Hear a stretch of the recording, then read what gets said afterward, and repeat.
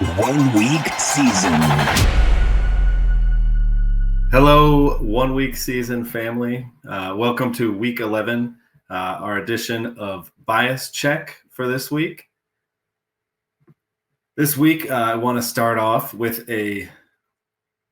just a quick look back at last week. We had said we were going to manifest, our 1 week season. Did that happen for you? I hope so. I hope some of you were able to manifest that 1 week season simply by looking back, and trying to imagine what would you be grateful for in terms of the lessons that helped make you a winner. Keep looking at things like that. Keep paying attention. Obviously, DFS is a random kind of sport in terms of the little things that can propel us to big finishes.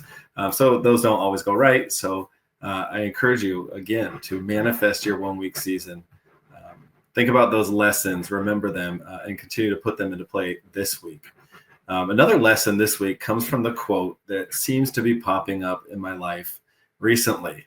Perfection is the enemy of the good. To put some context around this, a colleague of mine and I at work have been working on the community building of the adults in our building at the school. And so we've been holding these listening sessions where everyone comes to share about their participation in the community, highs and lows, struggles, etc. And they've been really good. And what we notice is, as we're trying to plan out how to respond to this, is this quote, right? Perfection is the enemy of the good. We will never reach perfection of this community, meaning giving everyone, exactly what they want or need. And sometimes the struggle is actually what leads to the good. So having things that are a little bit of a struggle, makes you push through them to get to the good. This idea really involves sort of a fluidity, that you can't be rigid and have this sort of set, perfect model. And it acknowledges that there will be ups and downs, in any community. There will be good times and bad times, and that's just going to reflect the individuals in it. And striving for perfection, I think you probably get stuck in one of those for longer, probably the downs, I'm guessing. So perfection is the enemy of good, this sort of fluid, sort of carefree, if you will, but based on some real principles and into mindsets, I guess. All right, what helps us to be good then? Perfection is the enemy of good. What helps us to be good? Well, and I promise this is not a theology lesson, however it seems like it. We will get into football in approximately 45 seconds. What helps to be good? Well, Ignatius of Loyola said it's the ability to make good decisions. He, of course, was meaning people making good decisions in determining God's will for them and following that. But also there is a sort of manner of being that enables you to make good decisions. And that's what we are after, because that is what DFS is after, sort of having that fluid mindset that allows us to recognize a pace that is up and down, where our results could be up and down on any given week, just based on variance and chance. And so if we have that mindset, because that's the game we're playing, but we also have the ability to make good decisions and recognize that we want to consistently make good decisions, I think that is going to lead us in the right direction of a DFS win, of manifesting our 1 week season. And think about that, How many decisions do you make in a week, a typical week of DFS? One of my stances last week, based on recognizing bias, the availability bias of the Rams, they had been off the main slates a couple weeks. Their ownership, the 1 week they had been on cumulatively, was pretty low. And I thought Well, that's clearly showing me that they are underrated. They're underrated. They're lower on people's radar this week. And so that was the bias. And I wanted to sort of examine that, recognize that, and see if that was appropriate or not. And so kind of looking at the offense, right? Believed in the offense, believed really in the concentration of touchdowns and volume that offense presents. Realized I didn't need to have a bring back in order for them to succeed. So I started playing with, of course, Rams on my rosters. The challenge, of course, was to fit all of the Rams onto a lineup that had a shot at 200 points. And, that was sort of expected that maybe a pairing that I ended up going with Kyron and Puka, that pairing would get you 60 points at least to stay on target for 200 points. Okay, so that was a challenge, but, I was able to do that in terms of what I thought. If things broke right, I could do that. And I really liked the possibility of that Rams duo getting up to 60 points. People complained, right, a lot during the week about the challenge of stacking that game. That gave me all the more reason to do that and to play multiple pieces from it, not just one-offs, because that was going to be lower owned. And ultimately what happened. So I'm making all these decisions right through the week as I'm listening to how other people are interacting with my thoughts, recognizing what the bias was initially. And all of those different interactions throughout the week kept putting me onto the Rams stack. So I went with it. That determined some of the other roster spots that I filled out. I was not able to afford the high priced running backs like Achan. He was a little bit above my my threshold of pricing, and I was not considering Henderson and at Gibbs. I wasn't going to get to Gibbs either, at least not both of them. So really what happened, right, was you had to have that trio of running backs. You had to be perfect on hitting the running backs on that slate. And finding good ways to fit them in, well, right, with other stacks that worked. And that's what you saw, right? The Davis Mills stacks, the Tampa Bay stacks that ended up taking down tournaments. I'm sure there were some Goff stacks that took advantage of that running back slot. And, all of those took down tournaments, not because the stack, overwhelmed, but they allowed you to fit in the trio of running backs that you needed, that you absolutely needed. The three highest scoring people on the slate, in fact, were those three running backs. And so, right, how many decisions do you make through a week? You start making your initial decisions. I'm just thinking about this recently. I was like, at some point, when do you add value? I never look for value early in the week. I always look for it late in the week. I imagine many people do that. And so as people are consuming content, one of the last things maybe to be thought about as a group think is the value. And right, you've already made decisions by then in some way. So maybe that value is not as useful to you. Maybe you are only listening to what other people are presenting, and the value is usually going to be more fragile. And so if a lot of ideas are presented at you, but you have no initial thoughts of your own, it's hard to determine what you want to believe in. It's easier to hold a position and try to be moved, I think, from that position than to juggle so many positions and land on one. So all those decisions that we have to make during the week, right? Value. One way to counteract that, just as sort of an aside, is to start thinking about value immediately, right? What value do you see out there? Determine who are those plays that you think can go for 30 points? Who are those plays that are going to get increased volume through the week?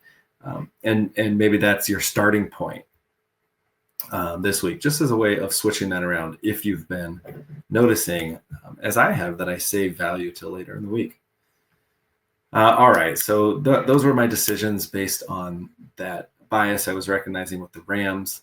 I was also noticing last week as I was looking at running backs, sort of one of the points that I made was I expected to play CMC a bit. I didn't play any CMC. And what happened was through the week, I noticed that he was projected at 30% or more ownership. And I imagined that he might get there, but I didn't think that he deserved to be one of the very highest owned.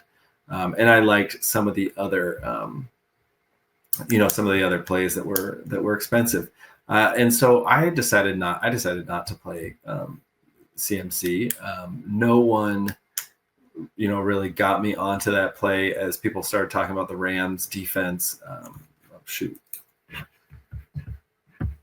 Now I'm questioning. Yeah, they played the Rams last week. Here I am questioning, second guessing myself. Right, and they have quite a good defense against the run. As you start to hear those things and the ownership's high, right, you start to get off of him. But he ended up only 15% owned in my 3-max tournament and my 20-max tournament. So that ownership was cut in half. People stayed off of him at his high price and somehow got onto some of the lower priced running backs. This is consecutive weeks where people are refusing to play high-priced running back studs in difficult matchups. And week 9, everyone jumped off of Jonathan Taylor when his price spiked to 9,800. He was, maybe 5% owned. He did not hit, right? He had a bad week. It was maybe a somewhat difficult matchup. And then in week 10, right, people are jumping off of CMC. Projected high ownership, but he ended up not being high owned. So let's go back to this thought. Perfection is the enemy of the good. We've got to be fluid in our mindsets, right, with our idea of our processes, with our idea of our rules. We cannot always sort of play the same exact way from week to week. I think that's very obvious. It's a different puzzle each week. And we need to sort of have this mindset of being fluid in order to take advantage of the ups and the downs. I think there's many ways to sort of play fluid. I think perfection is the enemy of the good. You realize, in some ways you are taking shots on these people, that there is I think that what that means is there is a sort of wide range of outcomes on certain players, and to embrace that right at low volume. That's that sort of mindset of perfection is the enemy of the good. So we're going to jump in today. As I was noticing all of this about the running backs and thinking about how I did need to be perfect with the running backs, and recognizing that over the last, I think, 6 weeks, I have been studying the top 10 highest owned running backs on the week. And looking at patterns, I started asking myself, why is all of this happening? Instead of trying to pick the right running backs from within that group and being successful some weeks and not successful, I'm trying to wrap my head a little bit around this picture and stop trying to be perfect, even though last week you did have to be perfect with the running backs, and try to recognize sort of the bigger picture, ultimately the good decision making that I can make around this. And it's led me to an interesting place, and I'm going to kind of hopefully walk you through that this week and set you up in a really good way, recognizing some biases here for a good week. All right, so let's go walk through this together. I asked myself, why is all of this happening? Why are the best running backs so heavily owned every week? I know this has been more common, and an easy answer is the projections, right? And that might be the best answer that we have. The projections are more accurate. But the narrative is also out there, right? That running backs are scoring less from targets. That targets that running backs are getting are down. So we don't have these sort of bell cow backs anymore that are doing all of this scoring. Yes, some of these guys, of course, are the bell cow backs, but not every week. So what is happening? It's mostly touchdowns. It's mostly rushing yards that are leading people to large DFS scores. And this is not something that at least I have seen every year. So why is all this happening? Started looking at every week the top DFS scores for each week, trying to recognize what sorts of people are putting up the top DFS scores and how do the running back scores compare to some of the other positions, to really kind of analyze and get the big picture. So I looked at weeks 5 through 10, and I noticed that in weeks 5, 6, 8, and 10, those were running back heavy weeks in terms of the slots, in terms of the highest scoring players. And in weeks 7 and 9, there were still running backs, of course, in the top 10 of highest scores. Often, right? You still would have had to roster the right two running backs on most of these weeks. But in week 7 and 9, those weeks had more wide receivers, quarterbacks, and tight ends filling those sort of spots of the highest scores, the ones you needed to have to ship tourneys. And we're in this for first place. So let's dig in. I think we can learn how to make good decisions here by kind of digging into this and seeing if this data that we're looking at is going to lead us to any biases, because by now everyone sort of has this understanding, at least all of the best players do. So let's try to look at what biases are going to come out of this. Start playing like the best players, but recognize the biases that they are going to not recognize. All right, here we go. So in week 5, we had 5 running backs in the top 10, and all 5 of those running backs had scores of 29.9 or above. Right? Okay, that's pretty interesting. In week 6, right, 3 out of the top 5 scores were running backs, and 5 running backs were in the top 10. Only 3 other players that week went over 30 points. Right, so 5 running backs went over 30 points. Only 3 other players went over 30 points that week. Right, wow, that was week 6. In week 8, 3 of the highest scores are running backs, and 4 out of the top 5. And the only other players to top 30 points were Love and Kraft, right? The skinny stack who did it together. Right, wow, that was week 8. In week 10, 4 of the highest scoring players are running backs. Of course, this includes Jonathan Taylor, who is not on the main slate. And only one other player, McBride, topped 30 points in week 10. Right, so that's weeks 5, 6, 8, and 10 for the last 6 weeks, where running backs just dominate all of the 30-point scores, the top of the leaderboards. And this is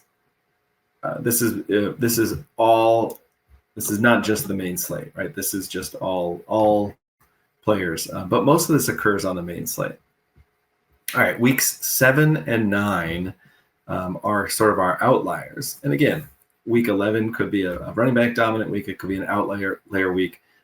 We're going to sort of recognize that, right? Week 7, we had the Philadelphia wide receivers. Both went over 30 points. We had Chargers doubles that scored in the top 10. And then we had the Jamar Chase sort of explosion. Was that against Pittsburgh? Yes. In week 9, we had the Chicago-Cincinnati game, which just littered the top of the leaderboards. We had Drake London and Bowers, right? Both who got there like Jamar Chase, with super heavy volume, right? Both of those guys had super heavy volume in terms of targets and connected on touchdowns. So I think what we notice here is a pattern, right? Running backs producing high scores,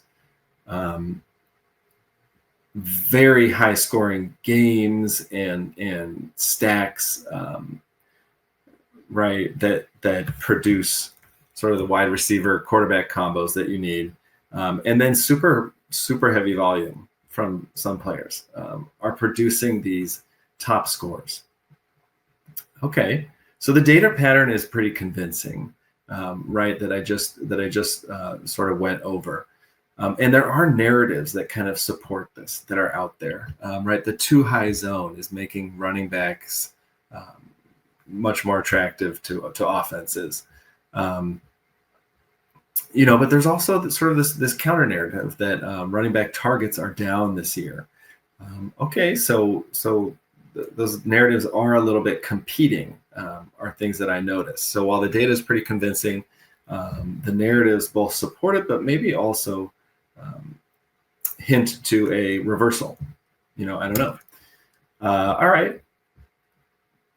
Again, we notice that when slate breaking wide receiver performances happen, they are concentrated in just a few game environments or outlier volume. But otherwise, the running backs have offered the most consistent ceiling outcomes. All right, that's kind of the data that we can draw from this pattern of studying this. What is the bias that we risk falling into by accepting this data as convincing? Okay, well, there might be a recency bias, right? We might, again, this week, overvalue running backs, right? Try to find the three perfect running backs, right? The ones you have to have, without really checking whether the slate's running back matchups are actually as strong, right? On some of those weeks where the wide receiver combos dominated, sometimes playing the lower cost running backs allowed you to fit those in, and the lower cost running backs didn't score maybe 30 points, but were useful because of the price.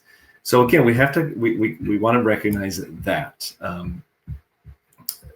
Check this week whether the slate's running back matchups are actually as strong, where there will actually be the outlier ceiling performances. Okay. Outcome bias. You might think running backs are the right play, right? And a lot of people are saying that, include running back in the flex. Running backs are the right play, rather than running backs have been the right play because of the game conditions. Okay. I can carry that mindset. I'm not sure how it's actionable, but I'm going to carry that mindset with me. There may be a confirmation bias that we're going to notice sort of running back heavy top tens, as an outcome, and miss out on, well, maybe there was like something that went on in a certain game that just a couple wide receiver drops or touchdowns called back by penalty that just kept it from, elevating. The Jackson Dart injury, was Chicago, New York going to be a wild fourth quarter, more wild than it was. And so, little things happen that make us, that can help us. Little things happen with the outcomes that can help us miss, other things, and we sort of land on this confirmation bias, right, and discount sort of those wide receiver, tight end positions. Anyway. The data may not be biased, right? It could be very real, reflecting sort of the structure of the league right now. Might still be temporary influx, but it could be very real. For example, right, we did start with a lot of lesser prices on a lot of these running backs that allowed people to play them, fit them in their lineups, have high ownership on sort of the best running backs because it was easy to fit them in. That's not as true anymore. There have been a lot of injuries too, maybe more this year than in the past, that have created some spots where Kyle Monangai shines the other week, where one running back kind of gets the dual role. Yes, that has happened. And then, right, we already talked about it, these too high shells. One of the ways that people are beating that now is by running, but it took a few years to adjust because people had to build up the offensive lines that could really, dominate those situations. So this may be, it's just sort of a real thing. All right. So going through that, right, those are the biases that we could sort of fall into. I have determined a couple questions that we can challenge those biases. And I think these lead us to a place sort of after I went through it, I was like, oh my gosh, my week is my process this week is solved. I'm going to do my normal process, but I know what to look for. I have a clear, look at this puzzle this week. At least, the way I'm trusting.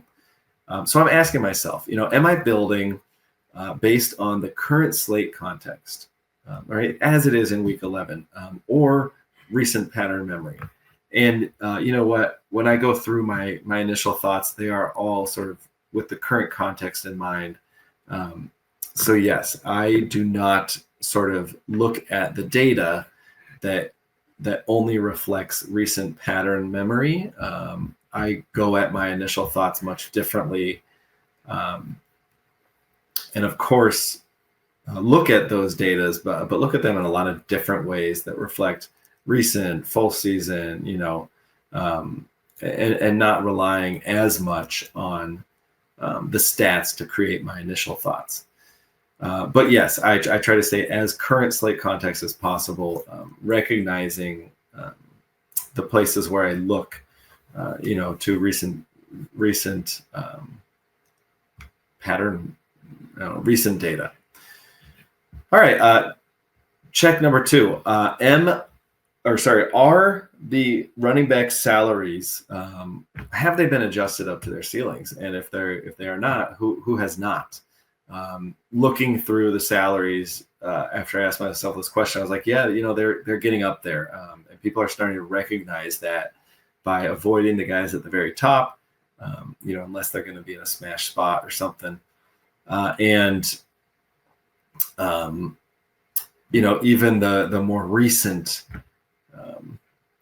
running backs, the Rico Dowdles of the world, they are getting priced up as well into territory where they are at fair prices, not values anymore. So yes, so we have to think that maybe the trend may reverse as these people start to get priced up. Maybe people don't play them as much. So either the running backs who are lesser owned, are the ones that sort of can go off because people are not playing them as much at this high ownership, or we'll just notice sort of two things happening at once, right? The salaries going up and the league kind of adjusting to these running backs and counteracting sort of what has been happening. We don't know that. So again, yes, who is not, right? What running backs are still cheap out there? Well, I think Chase Brown, especially if P. Ryan misses, is still cheap, underpriced for his role at 5.7K. ATN is still cheap and underpriced at 5.6K. I'm wary of him just because when Jacksonville lost their tight end, he was such a good run blocker that I don't know if ATN has ceiling, but I'm going to show you in a little bit that there may be a case where you don't need to roster him for ceiling. You can just roster him for because he's a good value. We'll kind of take a look at that strategy. And then there's some speculative guys that people are going to be talking about this week, but we don't have any certainty yet. RJ Harvey at 5.4K. If J.K. Dobbins misses, then he will be cheap. Tyrone Tracy, speculating that he's going to get the majority of the snaps now with the coaching change. Woody Marks, he's still in there with Chubb, and but people are saying he might get more snaps this week. We'll see, right? All right, yeah. So there still are some cheap ones, and I think we'll have to again look to see whether what are people going to do as these salaries on the running backs get a little bit more expensive? And remember, CMC last week was projected to be highly owned and wasn't. So I want to know about that trend. What would have to happen? Right, here's sort of my last question, and this is a challenge to kind of look through this lens this week. What would have to happen in a game for the wide receivers and tight ends to dominate? Again, what are going to be the shootouts? I know we look for this every week, but what we are looking for, right, are these games that we have had a few happen in the past 6 weeks. I think maybe like 3 or 4. That's not many. So what stacks that could really explode, really explode. And this is regardless of price. Or we're looking for the stacks that are simply ways to kind of accumulate 4 to 5x. And then it allows us to target our separator scores sort of otherwise. So these are all the useful pieces, right? This is all that we need this week in order to build our lineups, right? These biases, just sort of recognize these biases, again, around data that we're recognizing, asking ourselves, are there any biases? And then kind of coming up with questions to challenge those biases and say, you know what? I'm going to avoid the bias that I know could exist, right, based on this data. I'm going to trust the pattern, trust that this is going to continue to happen, and be fluid, whether this is a down week or an up week, right? If it's an up week and we're building for circumstances like the running backs, stand out, well, we might hit on the right running backs. It's still, that's still a guessing game. But if it's, sort of one of those down weeks for the running backs, one of the other 2 of this group of 6, and we get a game environment, well, let's be on that game environment, right? Take advantage of those high scores and be able to pair them with some of these cheaper running backs that might be in good positions to put up the scores that we need to win tournaments, to afford these stacks. All right, so right, that is the pattern. This week we can kind of dive in. So I've recognized a few spots. Maybe if I have time, I'll go through them all. If not, I'll cut off a few. But as I looked at the slate with initial thoughts, I looked at the Chargers at the Jacksonville game. All right, well, okay, this is not someplace I want to roster running backs. That's not what I'm looking for. Specifically out of this game. So this will be somewhere where I'd be looking for one of these passing game stacks and seeing what I can find here. And I want to read you my initial thoughts. So this is a clear pass funnel spot for a pass-heavy team. That'd be the Chargers. Houston had no problems behind Davis Mills. And I recognize, okay, they had problems, but whatever. And I recognize that there could be bias here that overstates the setup. Right, and if you go and you look at the game last week of Davis Mills, you recognize that there were 3 touchdowns in the fourth quarter, no explosive plays. So I don't know if that's the limitations of Davis Mills or if that's the Jacksonville, pass funnel spot. But they have been a pass funnel spot for weeks 6 to 10. Right, they have the highest defensive PROE, meaning teams pass against them, and the Chargers can be a pass-heavy team, right, when they need to be. The Chargers D is also pretty good. It's likely, I think, to contain Jacksonville. Jacksonville's got a pretty. They score points. Most of the time they find ways to score points. They're pretty aggressive, well coached. Right, and what if Chargers defense is not able to contain Jacksonville? Right, we may have a spot where points are scored. Well, Jacksonville also allows a lot of touchdowns in the red zone. They're one of the teams that leads in touchdown against rate, especially in the last 3 weeks. But as I look at this spot, I think what's really attractive is the pricing, and that this could be a spot that we can take advantage of for value and getting multiple pieces right. And so if I were to play this, just kind of looking at this process that I've been looking through, this would fit into one of those stacks where I'm targeting, 4x or 5x that I'm just using because it fits my build. It's not going to be the thing that separates me most likely, but it also allows me to play Travis Etienne, right? Who is an underpriced running back. And if Travis Etienne, just as part of this game environment, right, gets a touchdown, picks up some yardage, right, gets a bonus, well, he could be a piece of a winning roster that is needed. So I like this game, but it's not going to be the one that where I'm looking for the separator scores. So I'm not sure I want to spend as much money on a game like this. It might keep me off of players like Ladd McConkey and on the other sort of lower priced pieces. I may not even need the quarterbacks in this game. Right, if my quarterback might need to come from another place. So that really helps me to kind of focus and think about what do I need out of that game and what do I think that game can give me. Another one is the Seahawks and the Rams. This game is more important, right, for control. Oh, sorry, I'm just going to read what I wrote. This game is more important for control of the division than anything. Seattle has the rock-solid D that is going up against the top offense, playing behind a great offensive line and great wide receivers. The pass rush of Seattle should disrupt Stafford just enough to limit the Rams' ability to simply march the field. I can see the Rams settle for more field goals in this spot. Seattle will rely on the accuracy and efficiency of the passing game, and since the Rams are good at limiting running back scoring, we can expect most scoring to come through the air for Seattle. The most obvious and standout way to play this game is to stack the big-time wide receivers, JSN and Puka, who are 17.6K. So that's going to require about 70 points to reach even 4x that salary. It could happen due to increased volume and touchdowns, which are signs of a shootout. That would mean at least one quarterback is being dragged along with them. I like Darnold. He's a little cheaper.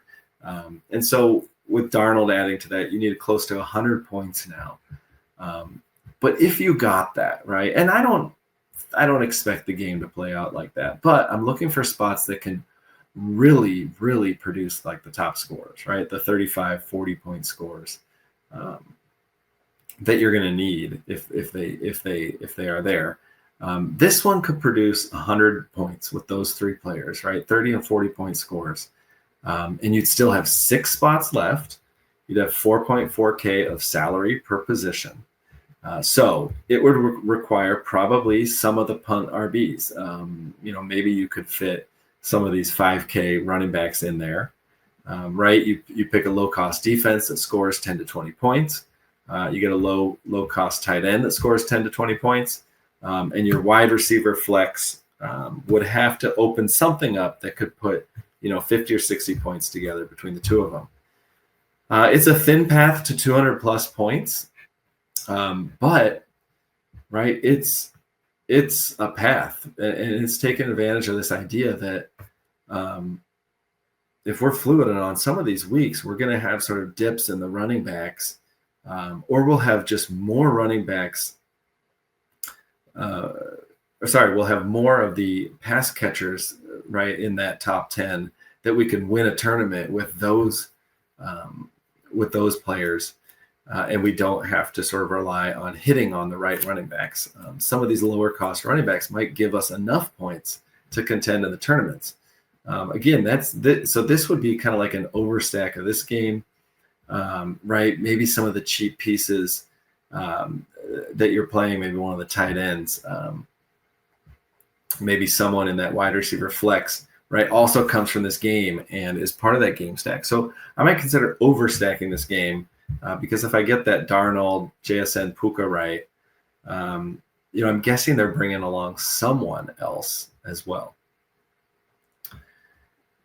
All right, or I might just be okay with the Darnold, JSN, Puka and try to see, if I have some certainty around those other spots, if the punt RBs, show a little bit more certainty for me this week. All right, another spot is the Bengals at the Steelers. I'll do two more of these. I think this is fine. It kind of gets me through all the spots that I'm looking at. The Bengals and Steelers, right? Can we expect a repeat of the 20-target Jamar Chase game where Pittsburgh was not doing anything to limit him, and they could not get to Flacco fast enough? Maybe.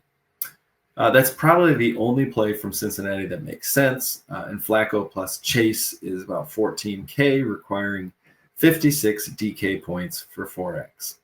Totally possible. But Flacco will likely need about 45 or more passes to get there. Looking back at his lines, he has great results with 45 or more passes. So how does that happen? Well, Pittsburgh keeps up. Right? This is an obvious stacking spot, or just leave it alone. Jaylen Warren is in play from the Pittsburgh side. He needs the volume that's going to come from the increased plays and a TD he's going to need. And perhaps alongside him, or if not rostering Warren, it's a good idea to take a shot on a Pittsburgh tight end. Chase Brown may also be in play in a pace-up game with no Samaje Perine. The loss of Perine may also kill some drives because, Brown is not always a great receiver, but he did see 14 targets last week. That was a huge outlier in terms of team targets to the running backs for them this year, but it happened. So again, how would I look at a game like this? Well, this is clearly one of those spots, as with most Cincinnati teams, where you can look to a ceiling performance. And there are a number of reasons to why Flacco doubles could work. Pittsburgh is one of those teams that sees a high pass rate over expectation. And of course, Cincinnati, that is what they are going to do. We know that Cincinnati's defense is the worst in the league. And Pittsburgh has a capable offense.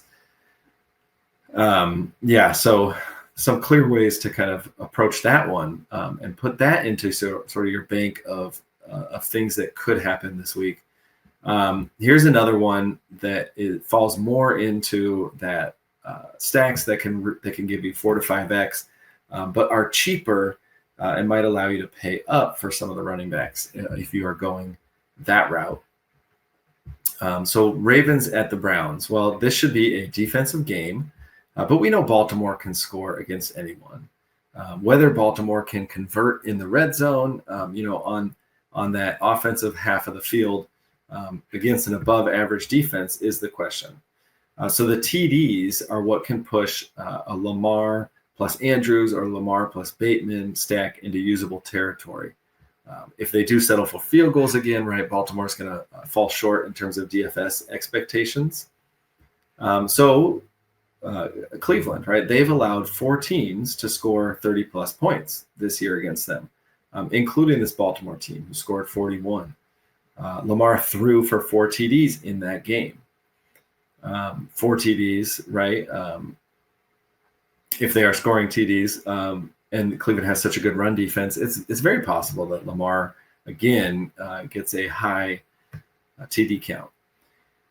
This is again kind of like a lower end option this week, just if it fits, right? If you need Lamar plus Andrews, Lamar plus Bateman with that price, if it fits, or the 3 of them together, that could give you 4x, 5x this week, and be not what puts you over the top, but what you need to get those other pieces.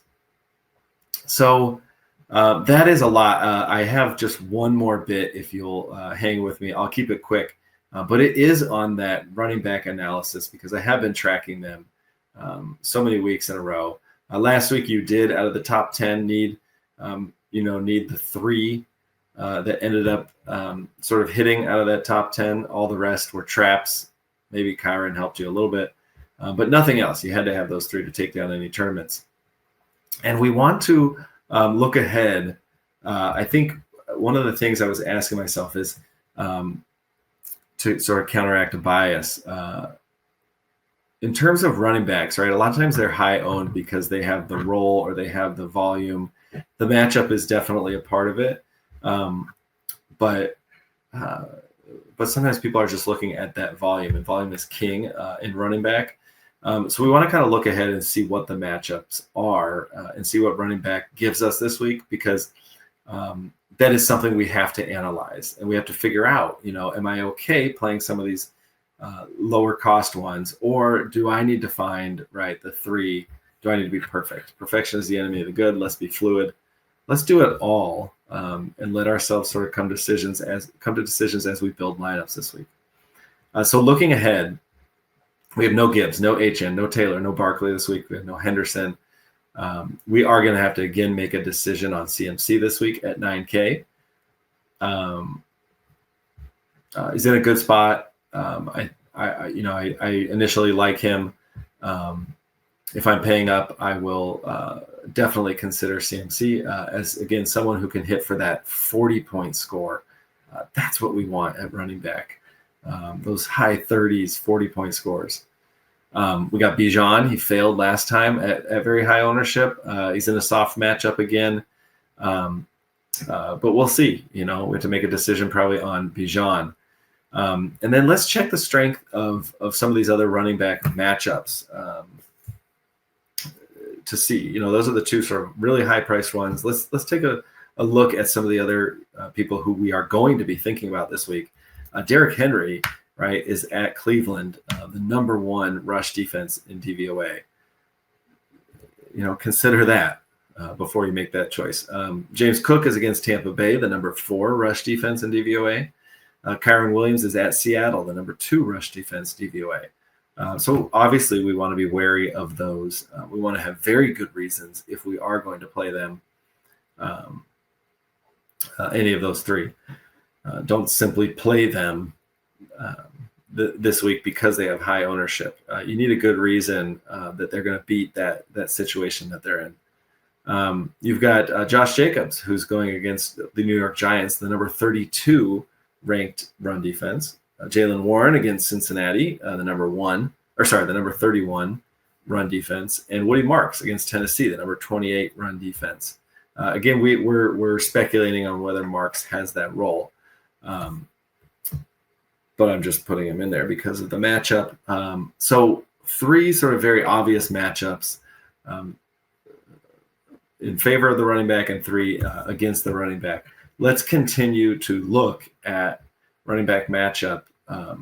Again, these are recent results, recent DVOA from the last 4 or 5 weeks, still in line with what's been happening over the course of a season for these teams. I'll remind you, it's still massively plus EV to pick the correct outlier. If there is someone going to be less than 1% owned you want to take a shot on, go for it. That can always be something that propels you to the top of the leaderboards. And that's where I will see you guys this week. I have set up for myself a great week of just sticking to this process, looking for those things which I need to kind of plug into my lineups. I'm going to leave value for later in the week because I haven't started it, and hope that I can sort of recognize the biases as I'm going through those value picks. Once we do all that, we are set to go, and I will see you there Sunday. All right. Thanks, everyone, and peace.